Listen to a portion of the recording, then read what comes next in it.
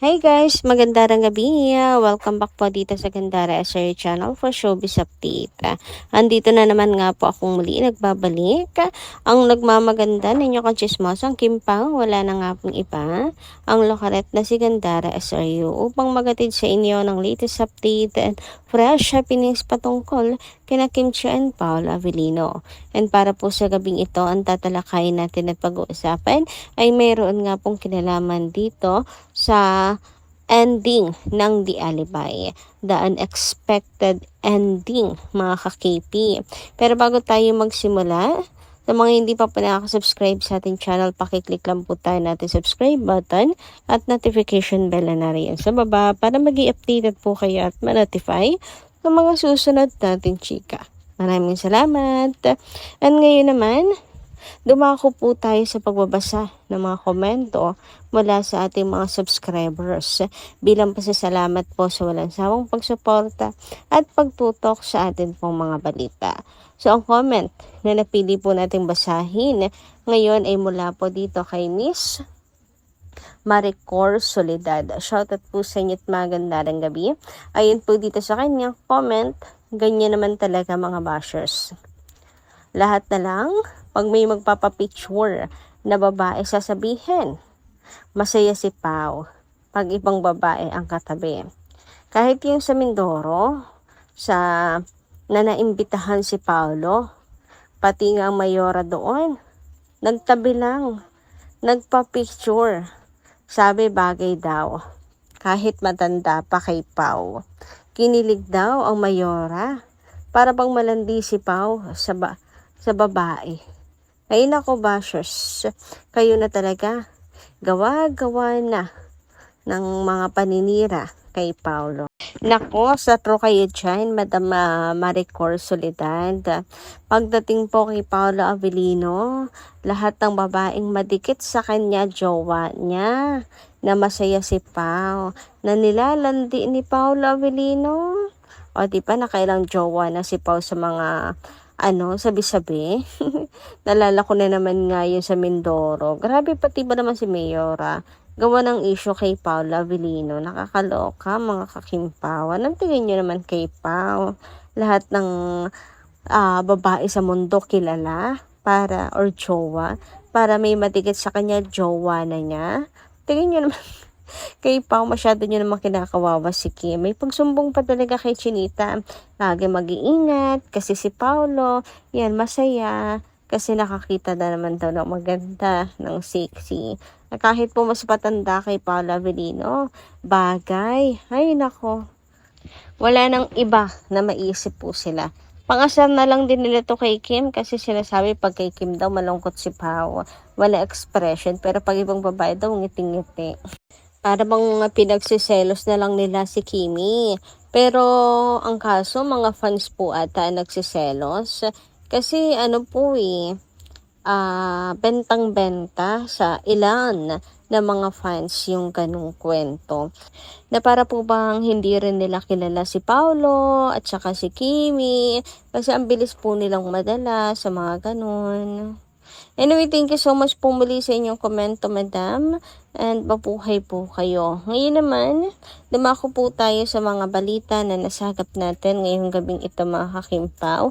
And unahin na natin pag-usapan itong fan ni Kimi na nagpatato pa po talaga ng kanyang mukha. So, eto po yun, mga kakimpaw. May bago po siyang post sa Blue Up, mga kakipi. Sa Blue Up ko to nakita si Kuya. Ngayon may face na po niya nakasama. So, siya pala yun. Yung nagpatato ng picture ni Estela Marie, mga kakimpaw, sa kanyang braso. Pero syempre si Kim Chiu pa rin yan. Siguro dahil wakas na ang The Alibi ngayon. Kaya meron siyang bagong update. Grabe nga naman, no, mga kakimpaw. Grabe yung pagka-idol kay Kim. Sabi nga ni Kim, bakit naman umabot na tayo dito? Pero thank you so much daw. Sabi ni Kim, sobrang na-appreciate niya. Ikaw ba naman yung ipatato? Di ba, mga kakimpaw? Sabi nga niya sa kanyang post, paano ka mag-idolo Sagot niya, me. Ayan, nagpatato ng picture ng kanyang idol. O, diba, grabing effort, grabing pagmamahal naman yan kay Chinita Princess. So, kahit anong issue kay Kim na lumalabas, no, sa social media, wala po siyang pakialam.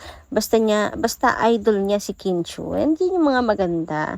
Kailanman ay hindi po matitinag ng anuman pong mga bashing sa social media, mga paninira, ang pagmamahal kay Kimi. Kasi deserve naman talaga ni Kim ang mahalin ng mga kakimpaw. Ngayon naman, dumako po tayo dito po sa paalala ng mga fans kay Chinita Princess na wag po masyadong mabait, wag masyadong generous, ayan, at wag na wag niyang maiisipang magpa-block screening mga kakimpaw ng movie ni Vice Ganda dahil po sa naging insidente pa rin. Meron pong mga hindi pa rin po nakaka-move on, hindi pa rin po nakaka-get over sa naging issue kasi hanggang ngayon pinuputakti pa rin po ng bashes si Kim. So sabi dito, Kimi, wag na mag-effort, magpa-block screening sa movie nila. Sa movie mo nga na may love will make you disappear. Hindi naman nag-effort yan, magpa-block screening. Wag masyadong mabait, Kim. Real talk. So, ayan. Uy, wala ba? Wala ba si Vice Ganda pa block screening kay Kim na may love will make you disappear? Nakakaloka naman kung wala. Kasi si Kim, always po yan nagpapa-block screening. Sa bagay, si Kim naman po ay hindi po nagbibigay para pong maningil. Ano po? So, si Kim po lahat ang ginagawa niya, binibigay niya sa mga taong mahal niya, sa mga taong malapit sa puso niya. Yun po yung bukal at walang hinihinging kapalit. Ano po? Kaya ayun, kahit hindi po sila nagpa-block screening sa My Love Will Make You Disappear nila Kim and Paolo, ayos lang yun. At kumbaga wala pong tinatanim po si Kim ng sama ng loob at tampo sa kanya pong puso dahil bukal sa kanyang kalooban. Pero this time, ayun, may paalala na po ang mga fans. Huwag na siya mag-effort at huwag na huwag magkakamali na magpa-block screening sa movie nila. O nga no, may movie ngayon, sila mga kakimpaw, si Vice with the bossing Vic Soto. Ayan, Sanib Puwersa, mga kakimpaw. Pero kung totoo ang chika, mga kakimpaw, na si Kim at Paolo Avellino ay mayroon pong MMFFN3 ngayong taon, malabo po makapagpa-block screening din si Kimi. Kasi super busy rin po niya, mga kakimpaw, promotions, ganyan. Hindi lang naman po yan ang kanyang ginagawa, diba mga kakimpaw? So, anong palagay nyo mga ka-KP? Baka hindi rin po matiis ni Kim. Malambot kasi ang puso ni Chinita Princess sa mga sa mga kaibigan niya, syempre. Anyway, ngayon naman dumako po tayo dito sa The Alibay, ang huling gabi. Ngayon po, July 24, 2026. So, ito yung most trending ngayon sa social media, mga kakimpaw. And dahil dyan, ang ilan pong mga kimpawlandya ay mayroon pong binalikan. Mga binalikang eksena, binalikang mga patrivia, BTS, habang ginagawa nila ang The Alibay. Meron pang mga naalala, yung sa Lindol, sa Cebu, habang nagtitaping sila. And meron ding silang naalala na dito po na-injure si Paolo Avellino sa paggawa po ng The Alibay. Yung kanya pong balikat, nagkaroon po, di ba yun, ng injury. Meron po nga pong post si Miss Carl noon. And meron pong napansin ang mga fans sa likod ni Chinita Princess. Picture siya ni Kim na nagpapahinga. Ano po yun BTS, behind the scene. So habang nagsi-cellphone si Kim sa picture, mayroon po sa kanyang likuran na ice bag or ice pack mga kakimpaw. Maliit na maliit lang yun mga kakipi. Pero alam niyo naman kung mag-zoom in, zoom out, makikita mo na ang mga germs. Kung makapag-imbestiga ang mga fans. So napahanga nga si Miss Carl kasi kung hindi naman yun kapansin-pansin pero nakita pa rin po ng mga fans. Grabe ang galing ng mata nyo. Kaya Paulo ginamit kasi sa fight scene nila ni Matthew sa shoulder niya na may injury na pinagaling niya ng mahabang panahon. Tapos nasabak sa fight scene. Ayun, after ng taping, nagpa-doktor siya para ma-check up siya agad.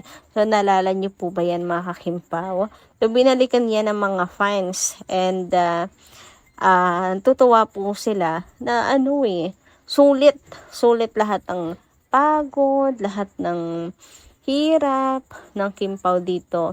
Kasi si Pau tutok na tutok din po talaga dito sa The Alibay. Ayan, at muli pang na-injure ang kanyang balikat. Kaya ayun, nagpa-hospital nga at sinugod po agad si Pau sa hospital para magpa-check up, ganyan. Kasi syempre, diba, ang tagal rin ni Paolo Avellino na pinagaling yon yung balikat po niya. So, si Kim, bantay sarado kay Papi, for the bantay and for the alaga, ang wifey. So, anyway, congratulations po muli sa The Alibay. Hanggang sa huling gabi na to mga kakimpaw. Talagang tututukan po yan ng Kimpaw Lanchas. Hindi po pababayaan hanggang sa huli. So, yun lang po muna ang ating update ngayong gabing ito. Maraming salamat po kayo sa inyong pakikinig. And kita-kits po muli sa mga susunod natin chika. Maraming salamat guys at ingat po kayo palagi. Tutok na 9:30 ang huling gabi.